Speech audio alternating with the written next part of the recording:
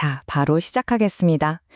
보통 느헤미야 하면 불과 52일 만에 무너진 성벽을 뚝딱 재건해낸 그 엄청난 물리적 기적부터 떠올리시잖아요. 그런데 오늘 우리가 함께 파헤쳐볼 이 자료를 보면요. 그 대단한 건축 프로젝트는 사실 진짜 어마어마한 공동체 변화를 위한 아주 작은 서막에 불과했다는 걸 알 수 있습니다. 한번 상상해 보세요. 수십 년 동안 방치됐던 도시 방어선이 드디어 완성됐습니다.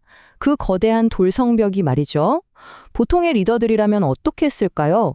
당연히 거창하게 테이프 끊고 기념식 하고 짐 싸서 훌훌 집으로 돌아갔겠죠. 프로젝트 끝났으니까요.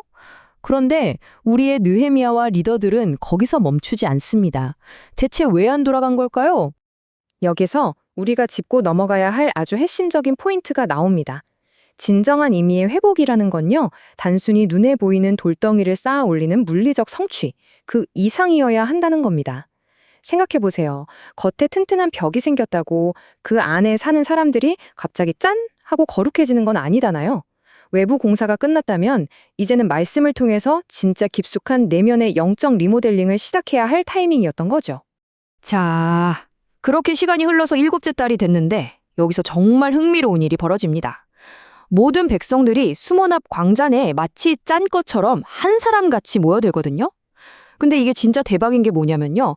느헤미야나 에스라가 자, 다 모이세요 하고 소집한 게 아니라는 거예요. 위에서 아래로 찍어 누르는 탑다운 방식의 지시가 전혀 아니었습니다.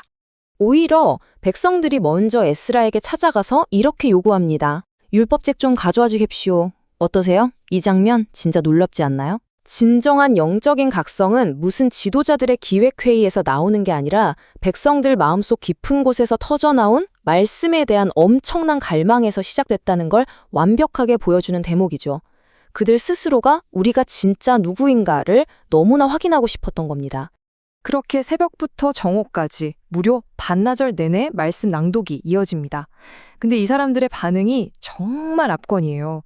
말씀을 듣겠다고 그 긴 시간을 꼿꼿이 서 있는 건 기본이고요. 아멘, 아멘 하면서 두 손을 번쩍 들고 화답하다가 결국엔 다 같이 얼굴을 땅에 대고 엎드려 버립니다. 이게 그냥 지루한 교양 강좌 듣는 태도가 아니잖아요. 온 몸과 마음을 다해서 진리에 반응하는 아주 역동적이고 폭발적인 현장이었던 겁니다. 그런데 이 열띤 분위기 속에서 전혀 예상치 못한 일이 벌어집니다. 사람들이 갑자기 엉엉 통곡하기 시작한 거예요. 왜 그랬을까요? 말씀을 듣다 보니까 역사적으로 자신들이 하나님의 기중에서 얼마나 끔찍하게 벗어나 있었는지 뼈저리게 깨달은 거죠. 자, 여기서 느헤미야가 어떻게 했을까요? 같이 울어줬을까요? 아닙니다. 놀랍게도 그 울음을 딱 멈춰 세웁니다. 회개가 그저 눈물 콧물 빼는 감정 소모로 끝나는 걸 원치 않았던 거죠. 느헤미야가 이렇게 외칩니다. 오늘은 성일이니까 슬퍼하지 마십시오. 여호와를 기뻐하는 것이 여러분의 힘입니다. 이 멘트 오늘 해설에서 정말 중요한 포인트인데요. 말씀이 궁극적으로 노리는 건 우리를 과거의 죄책감에 꽁꽁 묶어두고 정죄하는 게 아니란 뜻입니다. 오히려 그걸 딛고 일어나서 우리를 다시 살게 하는 힘, 즉 하나님이 주시는 벅찬 기쁨으로 우리를 끌어올리는 게 진짜 목적이라는 거죠. 자, 이들의 영적 여정은 여기서 멈추지 않고 한 발짝 더 나아갑니다. 다음 날 말씀을 계속 읽다가 이 사람들이 진짜 깜짝 놀랄 만한 걸 발견하게 되는데요. 여호수아 시대 이후로 수백 년 동안이나 제대로 지켜진 적이 없었던 초막절이라는 아주 오래된 규례를 찾아낸 겁니다. 말 그대로 수백 년 동안 흙먼지 속에 덮여있던 고대의 진리를 발굴해낸 거죠. 여기서 일어난 극적인 변화를 한번 봐주세요. 보통 우리 같으면 그런 게 있었구나, 참 좋은 말씀이네 하고 넘길 텐데 이 사람들은 안 그랬습니다. 당장 산으로 뛰어 올라가서 나뭇가지를 잔뜩 꺾어 오더니 자기 집 지붕이랑 마당에 초막을 짓기 시작합니다. 그야말로 가만히 앉아 듣기만 하던 수동적인 리스너에서 즉각 행동으로 옮기는 능동적인 플레이어로 공동체 전체가 확 바뀌어버린 겁니다. 그렇게 직접 행동으로 옮긴 결과가 어땠을까요? 기록은 아주 명확하게 이에 크게 기뻐하며 라고 적고 있습니다. 수동적으로 듣기만 하던 태도에서 벗어나 적극적으로 순종했더니 공동체 전체에 말도 안 되는 엄청난 기쁨이 터져나온 거죠. 아까 느헤미야가 여호와를 기뻐하는 게 너희의 힘이다라고 했잖아요. 그 힘이 바로 이 순종이라는 스위치를 통해 완벽하게 켜진 겁니다. 축제 같은 초막절의 기쁨이 휩쓸고 지나간 지 며칠 뒤 분위기가 180도 바뀝니다. 확 가라앉아요. 사람들이 굵은 베옷을 입고 머리에 먼지를 뒤집어 쓴 채로 다시 모입니다. 이번에는 그냥 감동받아서 찔끔 흘리는 눈물이 아니었어요. 아주 작정을 하고 깊은 금식에 들어가더니 자신들의 죄는 물론이고 조상들이 대대로 저질렀던 역사적인 흑역사들까지 아주 밑바닥부터 싹 다 긁어내서 고백하기 시작합니다. 사실 이때 이들이 한 기도가 성경 전체를 통틀어서 가장 긴 회개 기도 중 하나거든요. 내용이 진짜 어마어마합니다. 태초의 창조 순간부터 시작해서 아브라함을 부르신 일, 출애굽 기적, 광야에서 방황하던 40년, 가나안 입성, 그리고 수많은 왕들을 거쳐서 지금 자신들이 식민지 포로가 된 상황까지 수백 년의 역사를 단숨에 쭉 훑어 내려갑니다. 자기들 내면의 고문 뿌리를 전체 역사의 스크린에 비춰본 거죠. 이 엄청난 역사 스터디 겸 기도 속에서 이들이 발견한 뼈 때리는 팩트가 하나 있습니다. 역사의 어느 페이지를 펼쳐보더라도 하나님은 언제나 한결같이 신실하셨다는 거예요. 반면에 인간들은 그 엄청난 은혜를 받고도 틈만 나면 배신하고 반항했다는 거죠. 결국 지금 자신들이 처한 이 비참한 현실이 누구 탓도 아닌 바로 스스로의 불순종 때문이라는 걸 아주 뼈저리게 그리고 쿨하게 인정하는 과정이었습니다. 그런데 말이죠.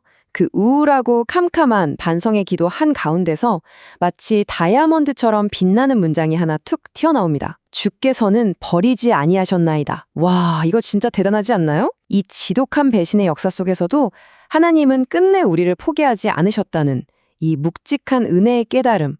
바로 이게 있었기 때문에 공동체가 절망의 늪에 빠지지 않고 다시 일어나서 진짜 회개를 할 수 있었던 겁니다.